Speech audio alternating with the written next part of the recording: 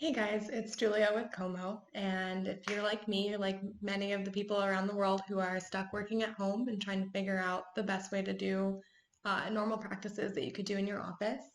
And I want to show you one product from Qomo that can make that a little bit easier. So this is our QPC20. It is a USB document camera. It comes out of the box like this, and to flip it up, you just do that. In this video, we'll show you a couple different processes. Number one, how to set it up, how to do screen capture, and then also how to record. So right out of the box, you have your camera here and the USB cord.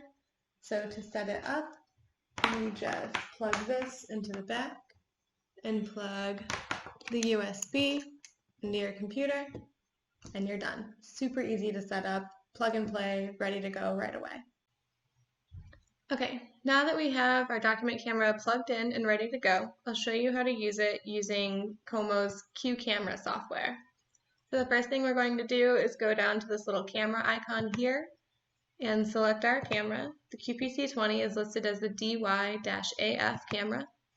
We'll set our resolution to the highest one possible and click connect. And here we go. So our image isn't quite right. So first thing I'm going to show you is the rotation tool. So that's going to be right here. Click that once for a 90-degree rotation.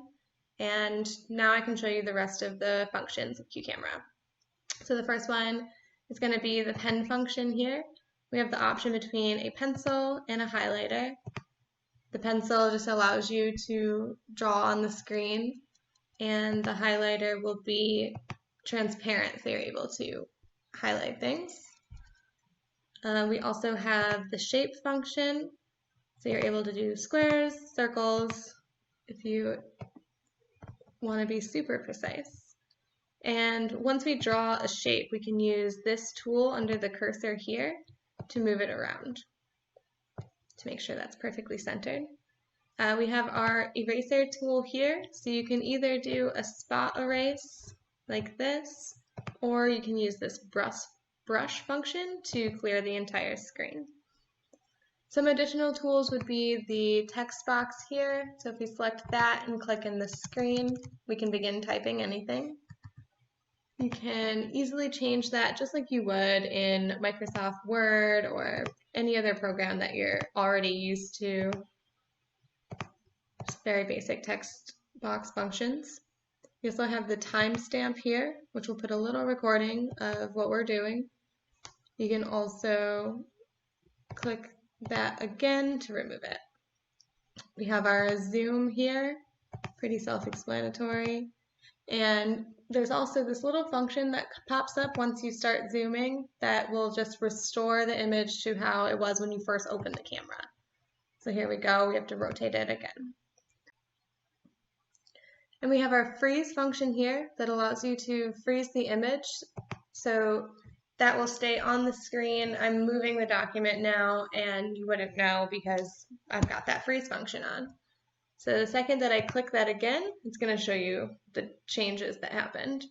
We also have some brightness and contrast settings, and as well as a focus if you need to just refocus real fast, but if you just, it auto-focuses automatically, so there's not really a whole lot of need for that. And back to our rotate function.